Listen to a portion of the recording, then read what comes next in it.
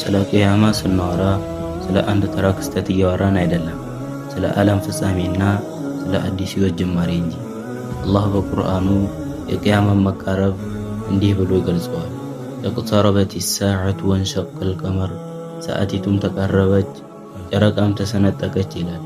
ነቢዩ ዓለይሂ ሰላቱ ወሰላም ገና በዘመናቸው ጨረቃን ለሁለት ከፍለው በማሳየት የቂያማን መቃረብ አስረድተዋል። ዛሬ ደግሞ ያ መቃረብ በተለያዩ ምልክቶች ተከቦ እንመለከተዋለን። ወደ እነዛ ከማለፋችን በፊት ለቤቱ አዲስ ከሆናችሁ ሰብስክራይብ በማድረግ ቤተሰብ ሆኑ። ወደ ቪዲዮ ከነዛ ውስጥ አንደኛና የመጀመሪያው ምንድነው? የአረብ ምድር ወደ አረንጓዴነት መመለስ ነው። ረሱል ዓለይሂ ሰላቱ ወሰላም ምን አሉ? ላ ተቁሙ ሰዓቱ ሐታ ተዑደ አልአርዱ ልዓረቢ ሙሩጀን ወአንሃራ። የአረብ ምድር እንደ ጥንቱ እንደ በፊቱ ወደ ለምለም መስኮችና ወንዞች እስካልተመለሰች ድረስ ቂያማ አትቆምም አሉ።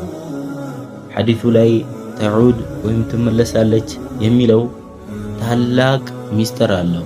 የጂኦሎጂ ሳይንቲስቶች እንደሚሉት ከሺህ ዓመታት በፊት የአረብ በረሃ በወንዞችና በሳሮች የተሸፈነ ነበር።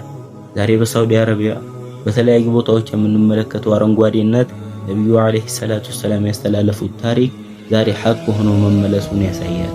ሁለተኛው ደግሞ ምንድነው? ድሆች በግንባታ ላይ መፎካከራቸው ነው። ዑመር ኢብኑ አልኸጣብ ረዲየላሁ ዐንሁ በዘገቡት የጅብሪል ሐዲስ ላይ ጅብሪል አለይሂ ሰላም ረሱል አለይሂ ሰላቱ ወሰላምን የተለያዩ ጥያቄዎች ከጠየቃቸው በኋላ ሰዓቲቷ መቼ ናት ብሎ ጠየቃቸው። እርሳቸው ምን ብለው መለሱለት? ጠያቂው ከተጠያቂው በልጥ አዋቂ ነው ብለው መለሱለት። እሺ ስለ ምልክቶቿ ንገረኝ ሲላቸው ምን ብለው መለሱለት? ወአንተረ الحفاة العراة العالة رئاء الساء يتطاولون في البنيان።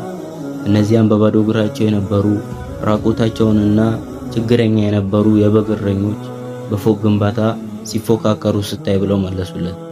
ከጥቂት አስርተ ዓመታት በፊት የአረብ ሀገራት በረሃና ድሃ ነበሩ።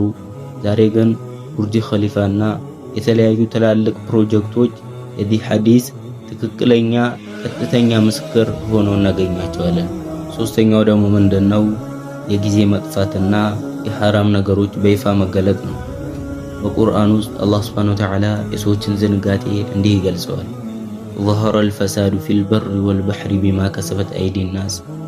በሰዎች እጅ ስራ ምክንያት በየብስም በባህርም ጥፋት ተከሰተ ይላል።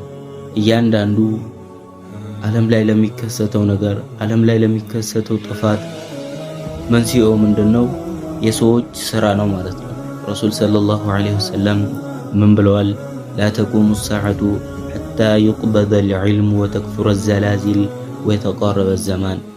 እውቀት እስካልተነሳ እውቀት በሰዎች መሃል እስካልጠፋ የመሬት መንቀጥቀጥ እስካልበዛና ጊዜ እስካልተቃረበ ድረስ ቂያማ አትቆምም በማለት ተናገሩ። አሁን ያለንበት ተጨባጭ ምንድነው? ሁላችንም ጊዜያችንን እውቀት ላይ ከማጥፋት ይልቅ ሶሻል ሚዲያ ላይ የምናጠፋው ሰዓት ይበልጣል ማለት ነው። የመሬት መንቀጥቀጥም ቢሆን እንደዛው ነው። የመሬት መንቀጥቀጥ በተለያዩ ቦታዎች በተለያዩ ጊዜዎች እንደ ቀላል ነገር ተፈጥሮ እያለፈ ነው። ኢማም አልቁርጡቢ ምን ይላሉ? የጊዜ መቃረም ማለት በረካ መጥፋት ነው ይላሉ። ጊዜው በረካ አይኖረውም። ሰው ቀኑን ሙሉ ሲለፋ ውሎ ምንም ያልሰራ ይመስለዋል። ዛሬ ሶሻል ሚዲያ ጊዜያችንን እንዴት እንደሚበላውና ሐራም ነገሮች፣ ዝሙት፣ መጠጥ የመሳሰሉት እንዴት በይፋ እንደሚሰራጩ ስናይ የሐዲሱን ትክክለኛነት እንረዳለን። አራተኛውና አሁን ያለንበትን ሁኔታ ደግሞ የሚገልጸው ምንድነው? የነፍስ ገዳይነት መብዛት። ሰዎች ለምን እንደሚገዳደሉ እንኳን የማያውቁበት ዘመን ማለት ነው። ላ የድሪ القاتل فيما قتل ولا المقتول فيما قتل አሉ አለይሂ ሰላቱ ወሰላም። ገዳዩ ለምን እንደገደለ ተገዳዩም ለምን እንደተገደለ የማያውቁበት ዘመን ይመጣል አሉ። ዛሬ በዓለማችን ላይ የሚታዩት ትርጉም የሌላቸው ጦርነቶች፣ የተለያዩ የሽብር ጥቃቶች የዚህ ሐዲስ መገለጫዎች ናቸው። በታሪክ ታይቶ በማይታወቅ መልኩ የሰው ልጅ ደም በቀላሉ የሚፈስበት ዘመን ላይ ደርሰናል።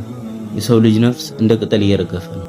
ስለዚህ ቂያማ መቼ ናት ከማለት ይልቅ ለዛ ቀን ምን አዘጋጀን ብለን ራሳችንን እንጠይቅ።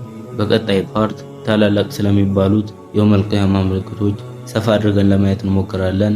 ቪዲዮ ከተመቻችሁ ሰብስክራይብ በማድረግ ለሌሎች ሼር አድርጉት።